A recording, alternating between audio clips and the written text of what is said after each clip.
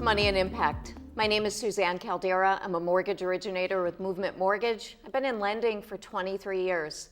Deal with money a lot, all different aspects. Emotions around it, struggles around it, trying to help people find financing for the home of their dreams or the home that they want to keep. And the other segment of my show is impact. I've met so many people throughout the course of my career and life that have made such an impact on me. And today's guest is in the impact segment, and that's Amanda Borden, who has thrived through being in group homes and state homes. And Amanda, thank you so much for joining. You're welcome. Thank you for having me. Yes.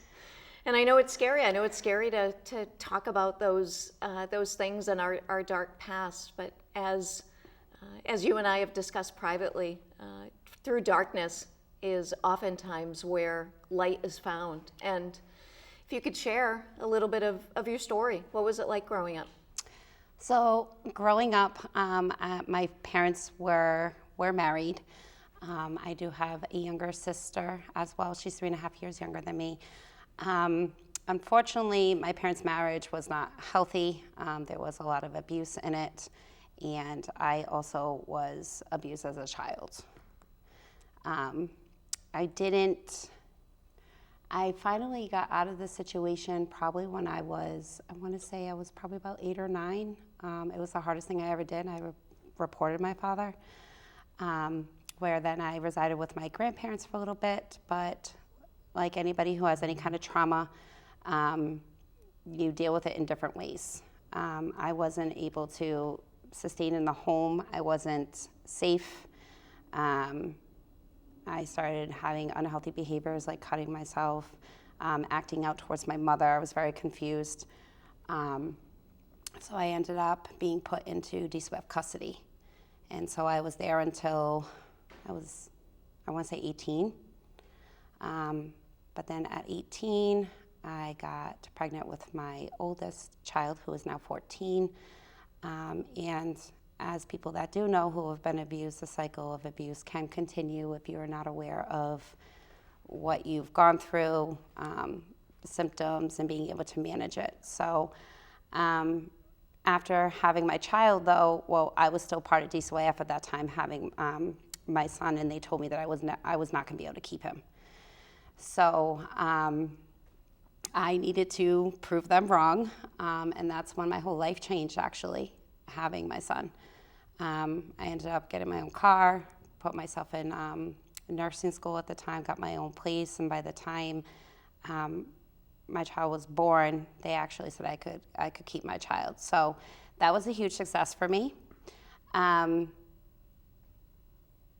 then I got myself into other stuff because it's all I knew growing up. I had a father that was very abusive, and my mother, now that I see, and I'm 35 now and I'm still in therapy, very neglectful, and pretty much a child herself. And one day I hope she realizes that.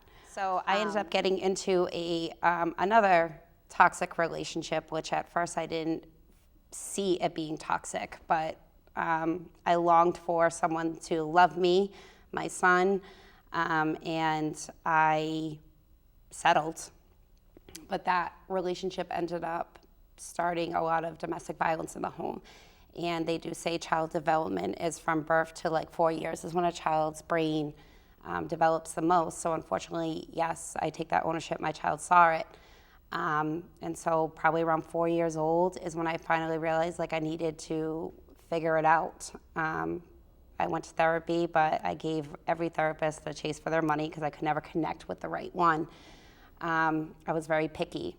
Fortunately, I did find one that I connected well with. I had her for 4 years, and that's when I started literally, like one day I just decided that like enough is enough, like I need to stop these behaviors. And I wanted to change my life. So it really was, I'll never forget the day. I remember what the room looked like, where I was, what I was, just where I was at, and I just said no more. So I continued to do therapy. Because of my PTSD and anxiety, I learned and mastered DBT. And then doing that, I left the relationship because I knew it was toxic. But again, it comes with a price. My child was exposed, and so the cycle again continued. And my son is now 14, but I'd say from 4 all the way until, honestly, to be completely honest, 4 months ago, it was hell with him. The abuse continued with me. He was in and out of group homes as well. But the only difference going through it was I had a very good insight of what he was going through. So I understood him, and I tell him all the time, you can have any doctor, any therapist, or any treatment that you're gonna have, but I'm gonna know you the most because I've been there, done all that. So I was his biggest advocate. Just like me, pharmaceuticals was a big thing for me from all my behaviors. At one point, I was on like 6 different medications, from Depakote to lithium to everything, and they wanted to diagnose me with this, that, and just everything under the sun. But what was interesting is the medication never did anything for me. And as I continued my treatment, I decided one day that I was not going to be titled, and I didn't believe that I needed the medication. If anything, it was making me worse.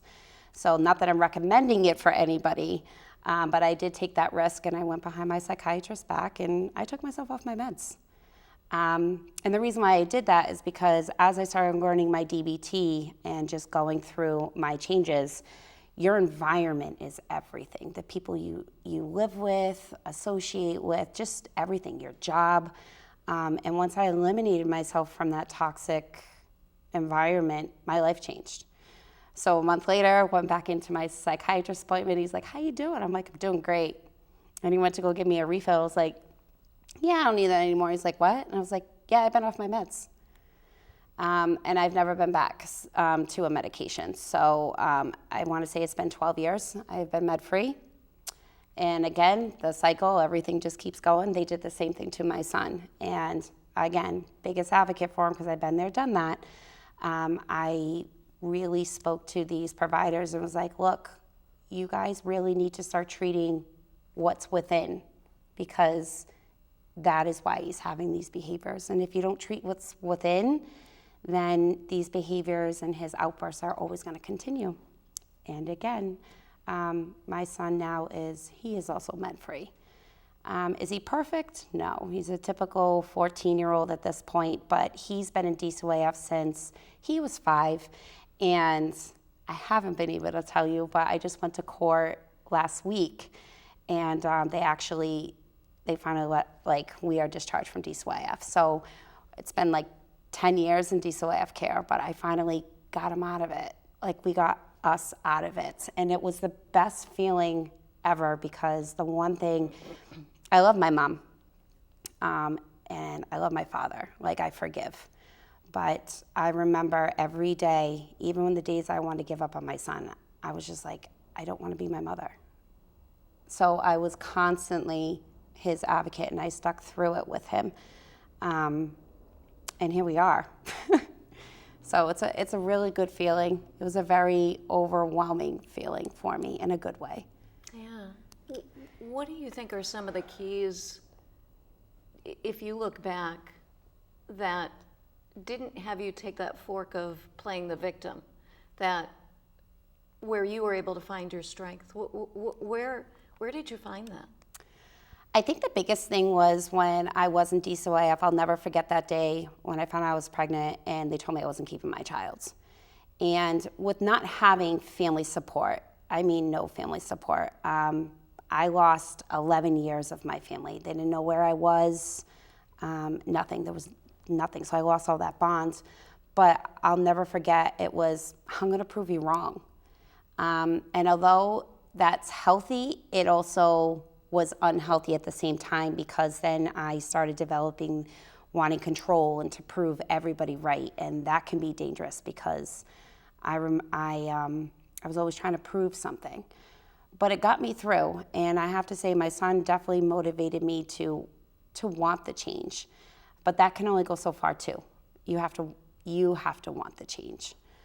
And I just always knew that there was something different about me from my mom, my dad, and I just didn't want to be another statistic, because most children that end up going into DCOF care, they can go one or two directions, and 95% of the time, they're not going in the right direction.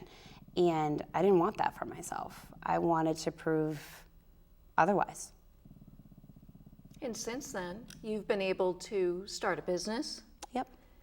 That is pretty impressive, and please share. Yeah, I'm definitely thriving in that. So about 10 years ago, I decided, so I used to be, I love people, and I can get along with any type of person, even the difficult ones. So I was in the fast food industry for a while in management just because I loved the upbeat pace and just meeting people. But then once I had my child and all his behaviors, I was still going to nursing school. I was like, I need to figure this out, right? Because the amount of hours, like just my son himself was like 40 hours a week, and just different services that were in and out of my house, trying to balance nursing school and work part-time. And I was a single mom. I was pushing it through. I decided that I wanted to stay home. And when that happened, it's not all rainbows and sunshine being a stay-at-home mom, let's be honest. Would I give it up for the world? Absolutely, like I wouldn't. But it's definitely difficult, and I am a very social butterfly, and I like to be constantly on the go, which I'm gotten a lot better at, of like learning how to, it's okay. Like you can take your time and enjoy the moments in life. But as I was home, I was going crazy. I was like, I can't just sit here. I can't just sit here and do nothing and be codependent in the relationship that I was in at that time. I thrive off independence. So that's when I just was like, I need to do something. I need to make money. So originally I got myself into network marketing, and I thrived in that. But I didn't necessarily agree with the way that they marketed things. So then I joined a marketing academy that I actually won.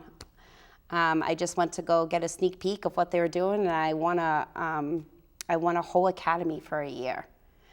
And she changed my life, and I would like to give her the credit. Her name is Kimberly Olson from the Gold Digger Girl.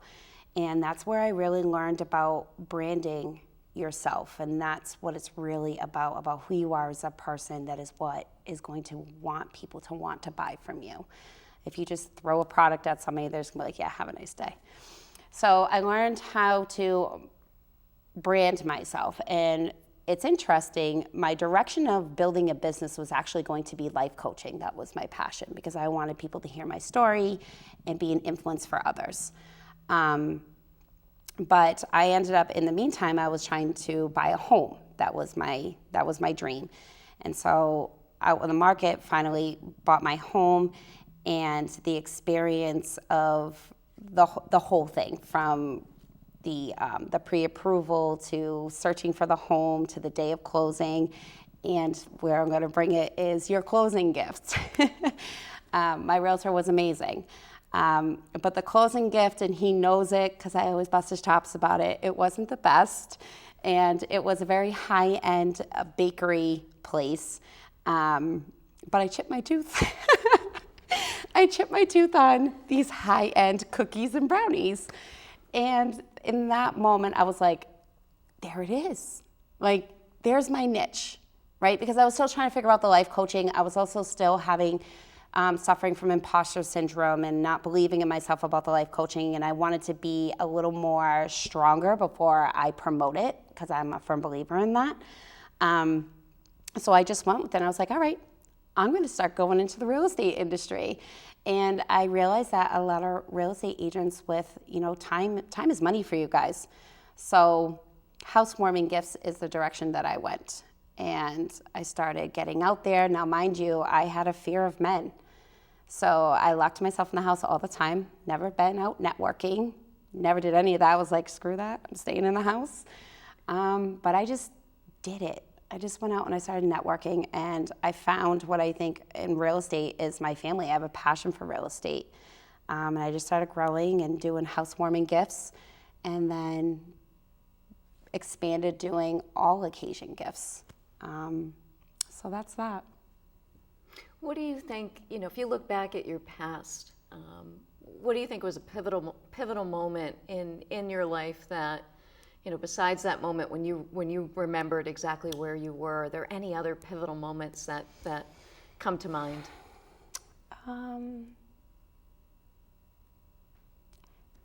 I also think that it was, so as I started networking, right, and people say, and I'm a true believer in this, your family, like your blood family doesn't have to be your family. And so as I started networking, I really started developing really close relationships with people. And I have a very strong intuition of knowing when there's a story behind someone. And so as I started connecting, even like meeting you, right? Like you're in real estate and I do housewarming gifts, but we found out that we had a lot in common. But when you connect with those people that have a past like you or just an understanding or know somebody, I typically like the people that have some kind of story. Because then I really feel like they understand my language and why I do the things I do, even till this day. They would always say to me, and I hear it every day, that you're more than what you think you are. You will make an impact in this world. You just gotta put that foot out there and you just gotta go. You're not gonna know all the answers. You're gonna mess up. You're probably gonna look like a fool here and there, but if you just get out there and you do it, practice makes perfect and you'll get out there. So I have a lot of influences in my life now that I've developed that really have pushed me and encouraged me to get out there. And I mean, look where I am right now. That's you. We talked, we've been talking, and you and I both agreed that like this is a passion, but we were always nervous about it, right? And now we're here. And it feels good. Like when I first started like sitting here, I don't mind telling everybody, I was nervous. But now it's like, this is where I belong. And that's because of the people in my life that have encouraged me and continued just to see what my potential is. And I think a lot of us that have gone through trauma can struggle maybe more so than others with imposter syndrome. There's many times where, I'll say to myself, man, you barely graduated high school. Who the hell do you think you are? And just feel like I shouldn't be in a room. How do you overcome that yourself? So it's not even about so even with my children, I'm not saying that I believe in college and that I don't believe in college, but I do believe it. Well, in my opinion, I feel like college is pushed on children at an age where they're the most vulnerable. And I feel like college should be something that should be considered, in my opinion, maybe around the age of 25 so that they can have a break. They've been in school their whole life. And I don't know about you, but when I was 25, I was just starting to figure my life out. So one of the things I've worked on, and it might sound very silly, is look at yourself in the mirror and talk to yourself. I would say I would do a lot of words of affirmation, and that was another thing that I learned in this marketing academy that I was in. I do forget, and I apologize, the app that I use, but you can get all kinds of apps out there that, they'll just tell you something, right? And you just keep repeating it. But to me, the most impactful for me was hearing my own voice. So I'll definitely have to get back to what the app is. I don't use it anymore because now it's just mastered in my mind. But I recorded my affirmations. And that was the first thing that I utilized first thing in the morning when I woke up. And then when I started doing that, I then was like, okay, now I'm going to get myself in a routine. And I was able to get my children in control. So one of the courses that I'm going to be soon be launching is morning routine, because a morning routine is a huge impact on your success for the day. And if you don't have the structure and the discipline and a plan, your life is not going to be disciplined. There's not going to be a plan. And I also just had to let go of the people in my life that were close, right? But they were toxic at the same time. And it's really hard to let go of those people because, let's be honest, if those are the people that have been through your journey of the bad and ugly, you get attached. But for me, I like to use the word, you naturally grow apart. And it happens. And I had to let go of a lot of people and then surround myself with people that I wanted to not necessarily be like, but something like that with the confidence and whatnot. And it just started to slowly just be like, I don't want that. I want that. Was it uncomfortable? Hell yeah. There was times like I'm just using networking. Networking was the biggest thing for me that got me to realize the value in people. And I would just be like, this is where I belong. And you just got to keep talking. I talk to myself in the mirror. I actually, on my Instagram, I promote it. Like, I'll sing in the mirror, like my affirmations, and people love it. And they're like, you're not worried how people are going to like think of you? It's like, nope. I've got to watch that. I've definitely got to I'm watch that. going to have to send it to you because I'm like putting my sunglasses on and I'm just like going at it and people like, get it, girl. And then some are like, you're nuts. And I'm like, I know. Yeah. Have you ever noticed that when people tell you you're nuts or that you're unrealistic, that usually you're on to the right thing? Yes, I was just going to say that you're on to the right thing. And it's when they say things like that, I also learned that it's a reflection of what they're actually feeling about themselves. And they're trying to switch the focus and put it on you. And that is the biggest thing that I definitely struggle with through my personal development and my business is people will try to knock you down. And they will say, oh, well, I just finished this book about how today in society people talk a lot about, you need to get a 9-to-5 job, right? With the good benefits and, so on and so forth.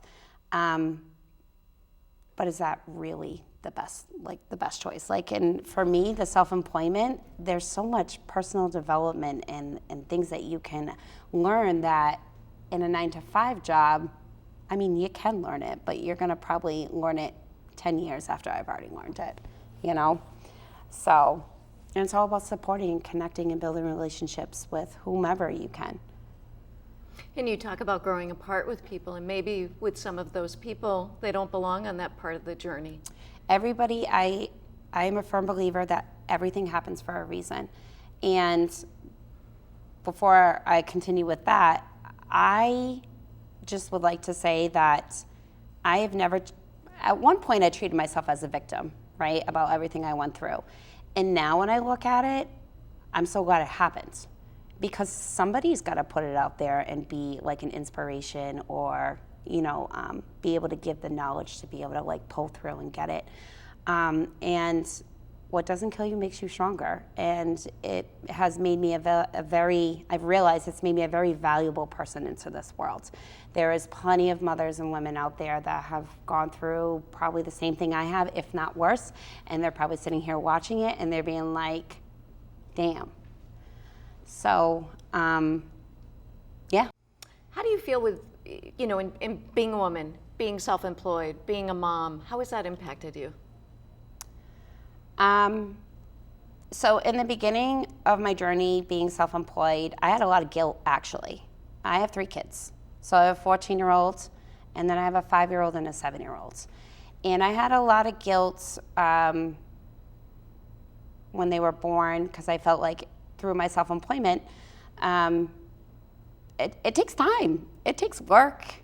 I put a lot of hours into it, so I felt guilty, and I felt like I wasn't doing my job as a mom. Are they getting enough attention? Do they feel loved? I'm not giving them enough time. But then as I continued and pushed through, it is the best experience now because I'll tell you one thing, my girls love making baskets with me. And a lot of my real estate agents that I've formed close bonds with, they're in my child's life. So like I've built a family and I've built a foundation. And so I know that when my kids get older, my dream is to pass my business down to them. In addition to my life coaching, I want to be something that this is passed down in generations. And when I also look at it, my children, especially the girls, no offense to the guys, but for my girls, I'm very about independence, and my love language is doing. And my girls are very self-efficient. They're very independent, and they know that they always say it, mom means business. And I feel like I'm teaching them that they can do anything that they put their mind to, no matter like what they go through. So I feel like I'm teaching them I'm helping them with their self-image, their courage, to be independent, that you don't need to be with somebody to be successful. And I think that's the biggest thing that I wanted from my children. I think you're doing a real damn good job. Thank you. Amanda, I want to say thank you so much for being on. And again, this is Money and Impact with Suzanne Caldera, and today's guest was Amanda Borden. It was a delight. Until next time.